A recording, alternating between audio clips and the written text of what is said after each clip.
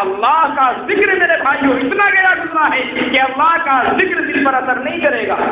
ہر حالت میں اللہ کا ذکر دل پر اثر کرتا ہے.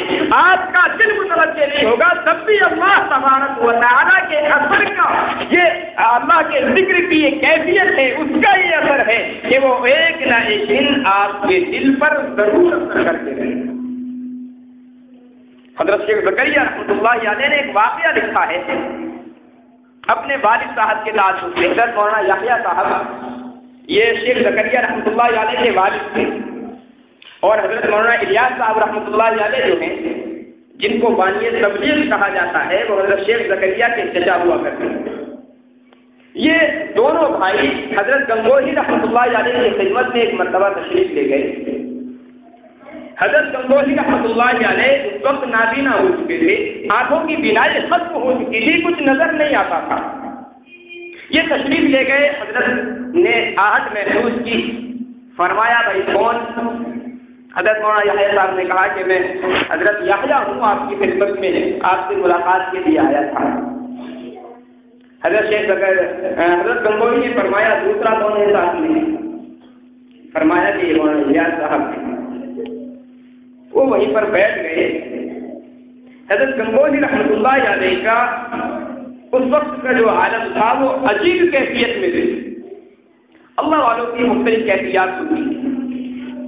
جو لوگ اللہ والوں سے تعلق رکھتے ہیں, جن کا آنا جانا اللہ والوں کے پاس رہتا ہے اور وہ واقعی اللہ کے ولی ہوتے ہیں, تو عجیب عجیب کیفیات ان کی ہوتی ہیں.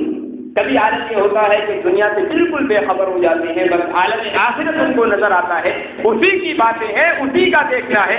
خیر کون سی کیفیت میں ہوں گے, اچانک ایک دم کوئی تذکرہ نہیں چل رہا تھا, اور حضرت گنگوہی رحمۃ اللہ علیہ نے فرمایا مولی یحییٰ اگر زبان سے اللہ کا ذکر کیا جائے, دل کسی اور چیز میں مشغول ہو, تب بھی اللہ کا ذکر اثر کر کے رہتا ہے. یہ عجیب سی کیفیت میں حضرت گنگوہی رحمۃ اللہ علیہ نے جملہ ارشاد فرمایا. باطن کا اثر ایک ضروری پڑتا ہے, اس میں کوئی شک نہیں ہے کہ باطن کا اپنا ایک اثر ہوتا ہے, لیکن میرے بھائیوں ظاہر کا بھی ایک اثر ہوتا ہے. اگر آدمی کا ظاہر اچھا ہے, چاہے زبان اللہ کی یاد میں مشغول ہے, وہ ظاہری طور سے ہی اللہ کا ذکر کر رہا ہے, لیکن یہ ظاہر بھی اس کو بہت سارے گناہوں سے, بہت ساری مصیبتوں سے بچا سکتا ہے. کبوتر ہے یا کوئی اور پرندہ ہے, مثال کے طور پر آپ جانتے ہیں اس کا ایک ظاہر ہوتا ہے, اس کے اوپر جو پر وغیرہ ہوتے ہیں وہ اس کی ظاہری چیز. آپ کسی پرندے کو خریدتے ہیں, یقینی بات ہے آپ اس کے پروں کے لیے تو نہیں خرید کر لاتے ہیں. مقصود آپ کا کیا ہوتا ہے, اس کا جو باطن ہے, اس کے اندر گوشت ہے اور مختلف چیزیں ہیں, یہ اس کا باطن ہے. اصل مقصود یہ ہوتا ہے, اور یہ پر وغیرہ ایک ظاہر کی چیز ہوتی ہے. آپ مرغے کی دکان پر لینے کے لیے جائیں تو خوبصورت کا مرغہ آپ کو دکھلائے, یہ 500 روپے کلو دے دیں, اور ایک گندے سے پر اس کے ہوں, دیکھنے میں زیادہ خوبصورت نہ ہو, وہ آپ کو کہے 100 روپے کلو دے. تو کون بیوقوف ہوگا جو خالی پروں کی خوبصورتی دیکھ کر کے اس کو 500 روپے کلو خریدے؟ کوئی نہیں اتنا بڑا بیوقوف, کیونکہ وہ جانتا ہے میرا مقصود یہ ظاہر نہیں ہے, اس کا باطن ہے, وہ دونوں میں برابر ہے, تو میں کیوں 500 روپے دوں. لیکن ظاہر کا اثر کیا ہوتا ہے, آپ اس پرندے کے ظاہر کو ختم کر دیجیے. آپ نے گھر میں کبوتر پالا ہوا ہے, آپ سنتے بھائی یہ تو ظاہر ہے, اس کے جو پر ہیں ان کا کوئی فائدہ نہیں, لاؤ اس کو اکھاڑ کر کے آپ ایک طرف ڈال دیں ان کو. وہ پرندہ کسی چیز سے اپنی حفاظت پر قدرت نہیں رکھے گا. اگرچہ ظاہر آپ نے بگاڑا ہے, باطن اس کا نہیں بگاڑا, اس کی کھال بھی ویسے ہی ہے, گوشت اس کا ویسے ہی ہے, دل اس کا ویسے ہی ہے, ساری چیزیں ویسے کی ویسی ہیں, لیکن آپ نے ظاہر صرف بگاڑ دیا ہے. وہ پرندہ کسی بھی جانور سے اپنی حفاظت پر قدرت نہیں رکھتا ہے. یہ ظاہر کا اثر ہے. باطن بگڑا ہوا ہے, لیکن اگر ظاہر صحیح ہے تو اللہ ظاہر کے نتیجے میں بہت سارے گناہوں سے اور بہت ساری مصیبتوں سے اس کو نجات دے دیتا ہے. ہمارا دل اگر سے اللہ کی یاد میں نہ لگتا ہو، یہ بھی ہمارے گناہوں کی نحوست ہے کہ اللہ کی یاد سے دل بھاگتا ہے۔ اہل اللہ کی صحبت میں بیٹھنا ہمیں گوارا نہیں ہوتا، اہل اللہ کی مجلس میں ہم نہیں بیٹھ سکتے، دل ہمارا ابا کرتا ہے، ہمیں اٹھا دیتا ہے مجلسوں سے، گناہوں کی مجلسوں میں ہمیں بٹھاتا ہے۔ میرے بھائیوں، یہ ہمارے دل کی جو کیفیت ہوئی ہے، اس کی وجہ بھی صرف یہ ہے کہ اللہ کے ذکر سے دوری پیدا ہوئی۔ وَذَكِّرْ فَإِنَّ الذِّكْرَىٰ تَنفَعُ الْمُؤْمِنِينَ، اللہ نے فرمایا کہ اے نبی صلی اللہ علیہ وسلم آپ ذکر کیجیے، اس لیے کہ ذکر کرنا مسلمانوں کو نفع پہنچاتا ہے۔ الا بذکر اللہ تطمئن القلوب، فرمایا کہ مسلمانوں کے دلوں کو جو سکون حاصل ہو سکتا ہے، جو راحت مل سکتی ہے، وہ صرف اللہ کے ذکر سے۔ گزشتہ ہفتے بھی میں نے یہ بات عرض کی تھی، ہم یہ سمجھیں کہ شاید دلوں کا جو اطمینان ہے، ہماری جو راحت ہے، ہمارا جو سکون ہے، وہ ہماری دنیاوی اسباب میں، دنیاوی لذات میں مضمر ہے۔ نہیں، آپ پوری دنیا کا موازنہ کریں، کوئی آدمی آپ کو ایسا نہیں ملے گا جو پریشان حال نہ ہو۔ آپ کسی فقیر کے پاس جو گدڑی میں رہتا ہو، تمام مخلوق سے کٹ کر کے زندگی گزار رہا ہو، جس کے پاس کھانے پینے کی چیزیں میسر نہ ہو، آپ اس کی زندگی کو ذرا جا کر کے اٹھا کر کے دیکھیں، وہ رات دن اللہ کی یاد میں مشغول ہے، اسے دنیا کی اور دنیا کی چیزوں کی کوئی پرواہ نہیں ہوتی ہے۔ ایک بادشاہ اتنے سکون کے ساتھ زندگی نہیں گزار سکتا جتنے سکون کے ساتھ یہ گدڑی کو زندگی گزار رہا ہوتا ہے۔ کتنے واقعات ہیں ہمارے بزرگوں کے، میرے بھائیوں، کتابیں بھری ہوئی ہیں کہ انہوں نے بڑی بڑی ریاستوں کو ٹھکرا دیا، بڑے بڑے خزانوں کو ٹھکرا دیا ہے، اس لیے کہ جب اللہ کا ذکر کسی کے پاس ہوتا ہے، دل کو وہ سکون، وہ اطمینان حاصل ہوتا ہے کہ کسی اور چیز سے وہ سکون اور اطمینان حاصل نہیں ہوتا۔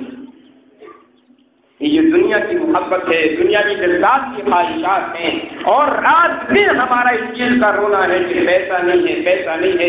یہ میرے بھائیوں وجہ صرف اس چیز کی ہے کہ اللہ کی یاد کو ہم نے دلوں سے فرض کر کے سیکھ لیا۔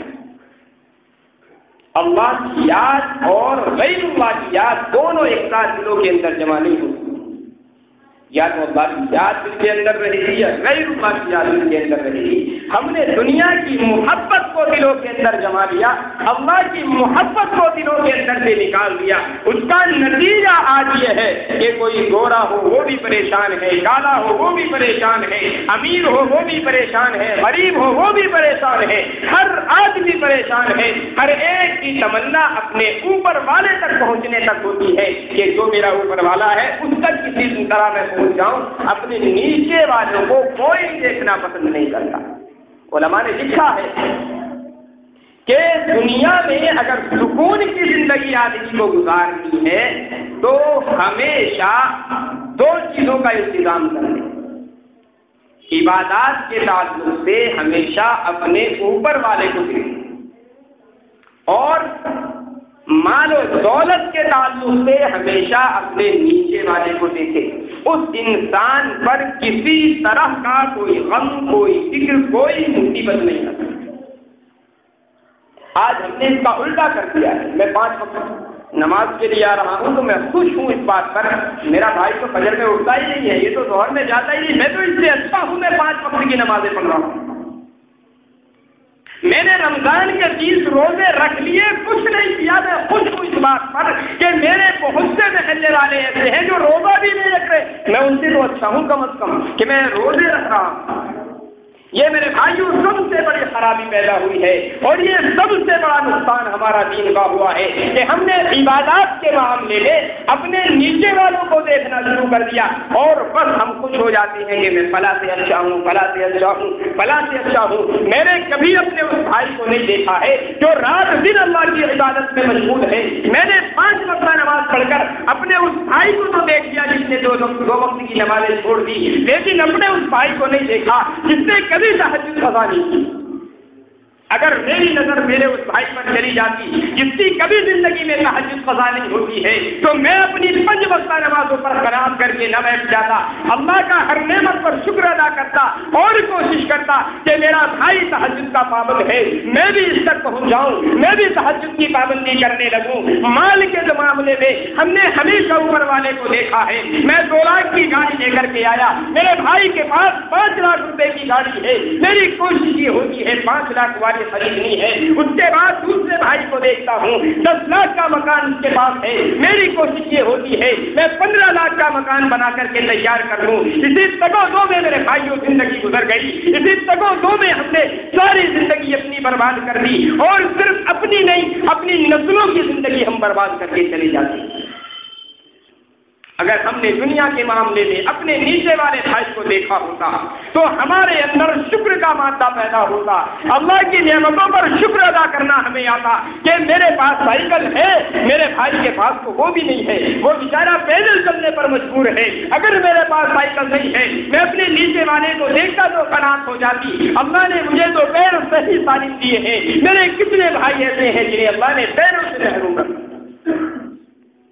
شکر نہ کرنے کی میرے بھائیوں سب سے بڑی وجہ یہ ہے کہ دنیا کے معاملے میں ہم نے ہمیشہ اوپر والوں کو دیکھا اور دین کے معاملے میں ہمیشہ نیچے والوں کو دیکھا۔ اسی کا نتیجہ ہو رہا ہے کہ دین میں ہم پیچھے ہٹتے چلے جا رہے ہیں۔ کیوں؟ اس لیے کہ 5 وقتہ نمازی تھا، میں نے 3 وقت کی نماز پڑھنے والوں کو دیکھا، میں مطمئن ہو گیا۔ آج میری فجر کی نماز چھوٹنا شروع ہو گئی، میں تب بھی مطمئن ہو گیا میرا بھائی تو ظہر بھی نہیں پڑھ رہا، میں کم سے کم ظہر کو ادا کرتا ہوں۔ اگر میری ظہر کی قضا ہو گئی کوئی غم نہیں، کوئی فکر نہیں، اس لیے کہ کتنے مسلمان ہیں تو ظہر نہیں کوئی نماز پڑھتے ہی نہیں، میں کم از کم 1-2 نماز جو وقت ملتا ہے پڑھ تو لیتا، میری ساری نمازیں قضا ہو جاتی ہیں، تب بھی کوئی فکر کوئی مسلمان کرنے کو تیار نہیں، اس لیے کہ مطمئن ہے میں نے کسی کا مال تھوڑا ہی مارا ہے، نماز تو چھوڑی ہے خالی، کتنے مسلمان ہیں جو دوسروں کا مال مارے گئے۔ میرے بھائیوں ہمیشہ آدمی پیچھے کو چلا جا رہا ہے دین کے معاملے میں، اور دنیا کی سب و دو ایسی لگی ہوئی ہے، جائز اور ناجائز کا کوئی فرق نہیں رہا، پھر اللہ کی نعمتوں کا شکر کیسے ادا ہوتا؟ یہ میرے بھائیوں ضروری ہے اللہ کے ذکر کے لیے، اللہ کے شکر کے لیے کہ غیر اللہ کی محبت کو دلوں سے نکالا جائے، اللہ کا ہر لمحہ شکر ادا کیا جائے، ہر لمحہ اس کا ذکر کیا جائے۔ آپ زبان سے ذکر کر سکتے ہو، ایک گوشے میں بیٹھ کر کے آپ ذکر کر سکتے ہو، بہت اچھی بات ہے، دل سے مبارکباد ہے آپ، لیکن اگر اتنا وقت کسی کو نہیں ملتا یا دل پر راضی نہیں ہے تو کم از کم چلتے پھرتے اپنے کاروبار میں زبان سے ذکر کریں، زبان سے نہیں ہو سکتا، خالی دل میں اللہ کا ذکر کرتے رہیں۔ اللہ مجھے بھی آپ حضرات کو بھی عمل کی توفیق عنایت فرمائے۔ وآخر دعوانا الحمدللہ۔ ایک آدمی 4-3 سال پہلے کر دی تھی یہاں سے اور اب اس کی